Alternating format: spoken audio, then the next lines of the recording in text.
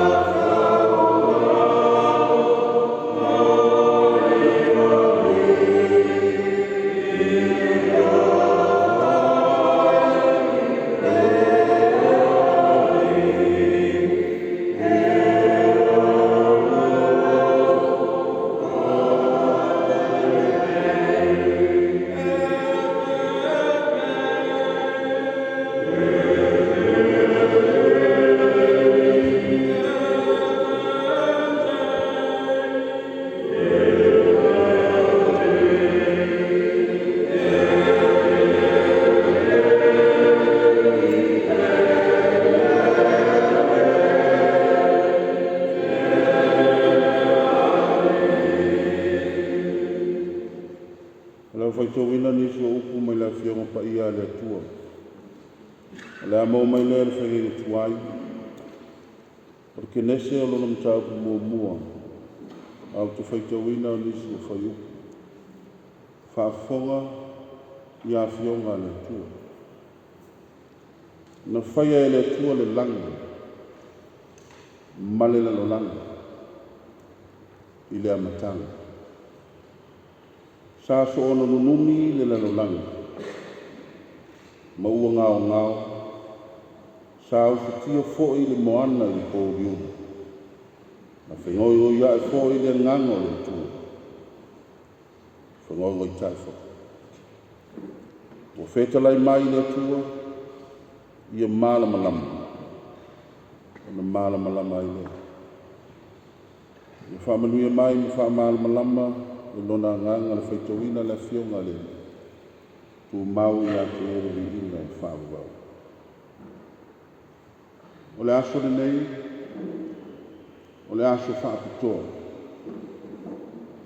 A wā le whaamoe moe o wau matua ma sua vai. O no fuanga o vai la lo. Ma vai la fua.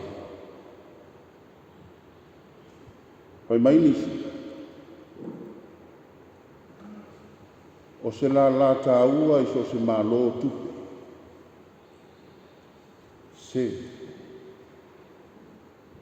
O lisi foi fai mai o le la tāua o se malo a onga. Se. E tāua. E ao ngā. O isi foi fai mai o whalema.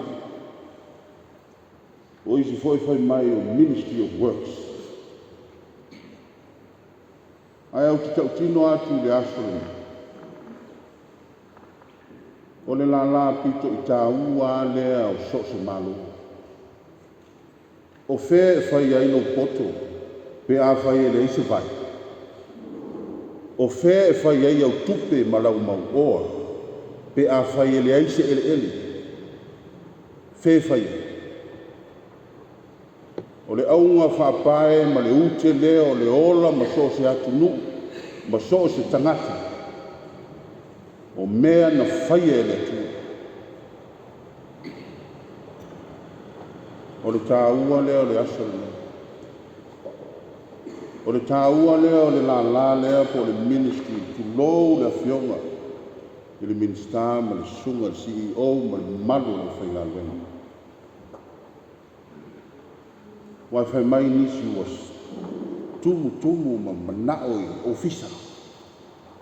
A wai tau lo le ministry o le M&RE Natural Resources ino lo le aisea palapala. E pefua. E elea. E matanga. A o le ute lea o le finangalo o le atua. O le tausinga o lana fofuanga. Lana o ia na whaia le langi ma le lalolangi. A whaia te le iloa le mele lana. Tō anga lota. Wa e mamao ma le tua. God created everything. O le asana nei, tu lou lau whionga le minister. Ai maise lau sunga le CEO. Le mamanu le official, le Ministry of Natural Resources. You are the unsung heroes of Samoa. O toa manu e le o la vei te tonu le pesi. A o la tauia o lo puno nou mga lulue i le ao ma le pō. Ina ia le lei vai. Ma ele e ola ai tātou Samoa. Wai pe te masau mai ma lau polo fesa ma lau fō mai. A le haise vai e te le tā ele. Fe fai. Maua iu. These are the people who are working so we Samoa can have true water, sustainable land. O mea uma le te tau te ola, e o le no fōa ma le telefoni, mea uma o lo tātou maua ma lava, o fēsa wai ele.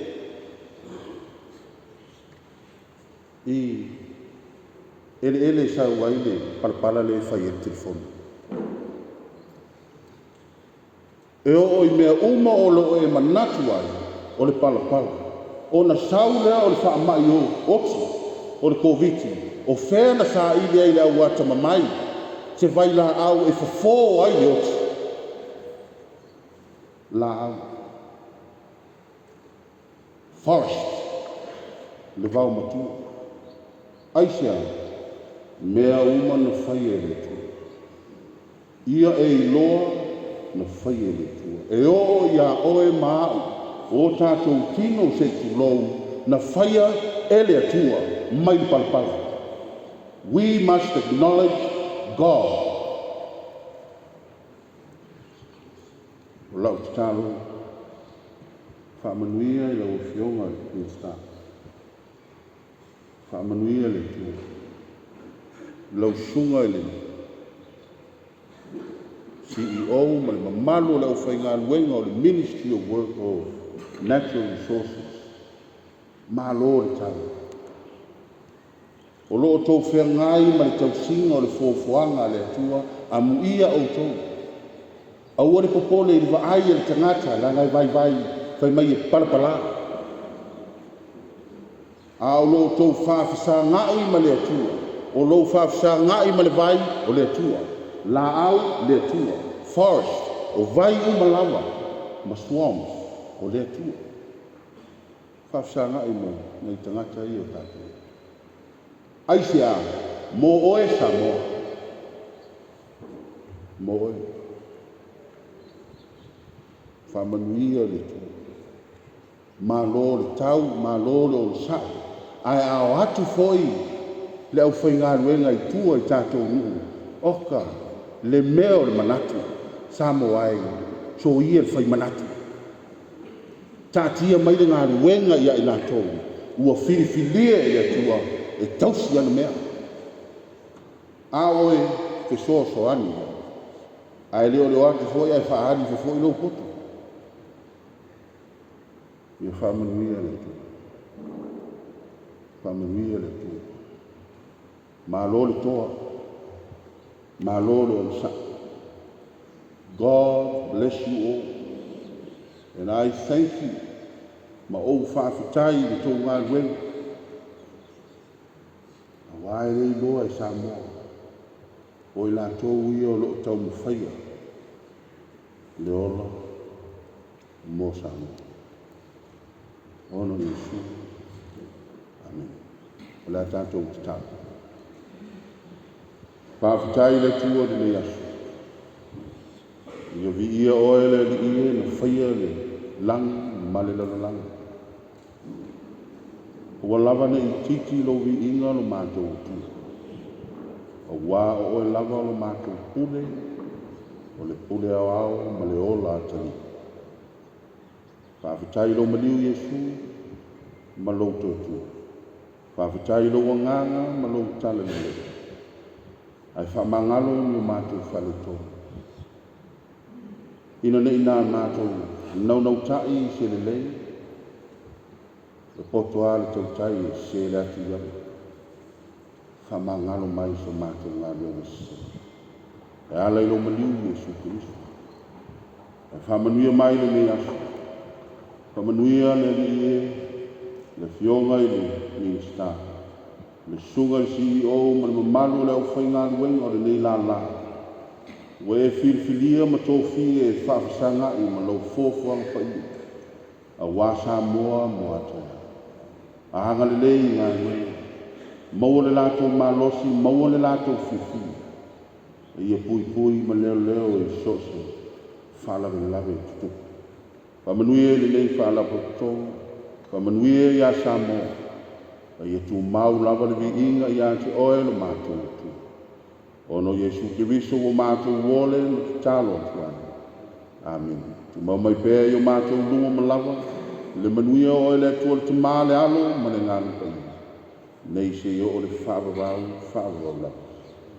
Amen.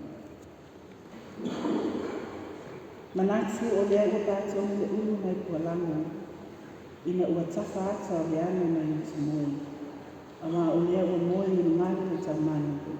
Ai tō whai na lama ni ki tūtai na lama. O lea o mai o ni whaeilo lupe mua o ni se, wala lami fo i simani, o whaate ai whitanga. E pei o na samua na sisunga li whaafenga ina, o whaatanga le ana leo ni tua ni mai tai au. Whai mai le upu, e ai tamalele pa ia na mamani whae ana nui, a pa ia na mamani o lea tua, e tū mau o ni whaavau.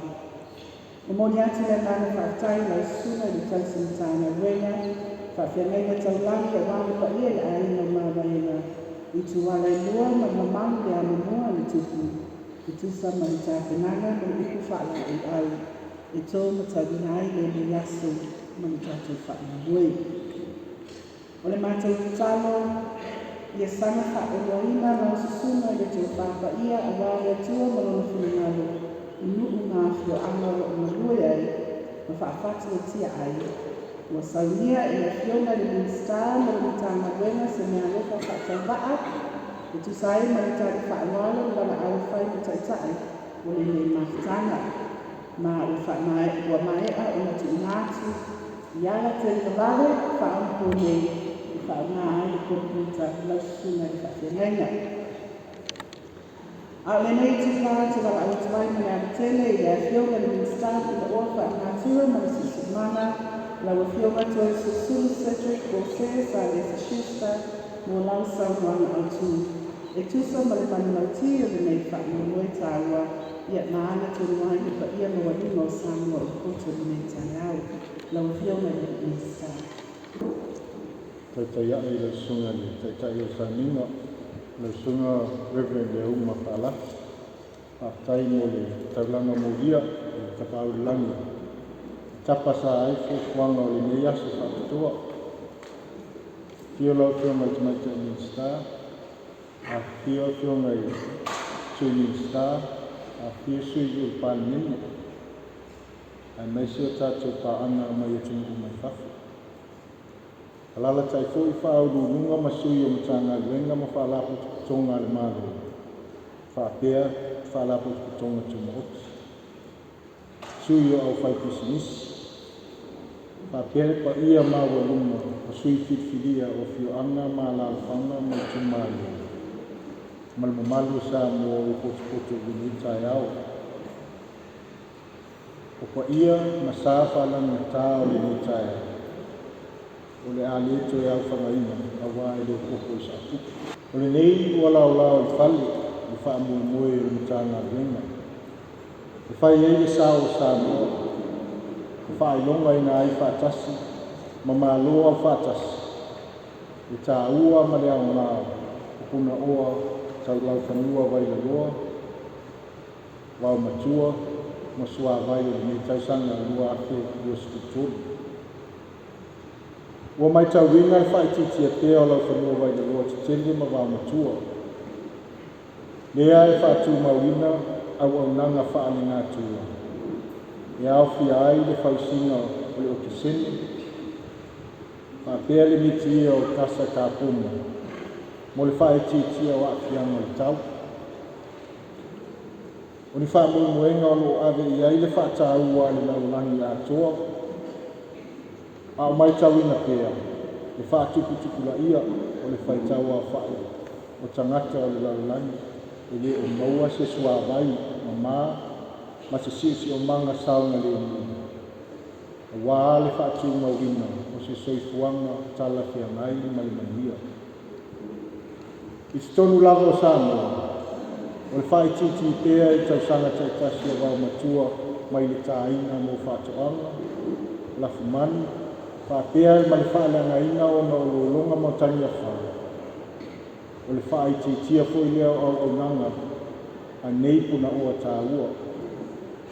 Mo le tapu e ina o le suavai, puipuia o soifuanga o tangata e ala I le tā fio o ololonga, a whaina o le ngātai whali. Ai maise o le whaatele ina o kasa ka poni o lo whaatukula ia ai ke suia ina o le tau.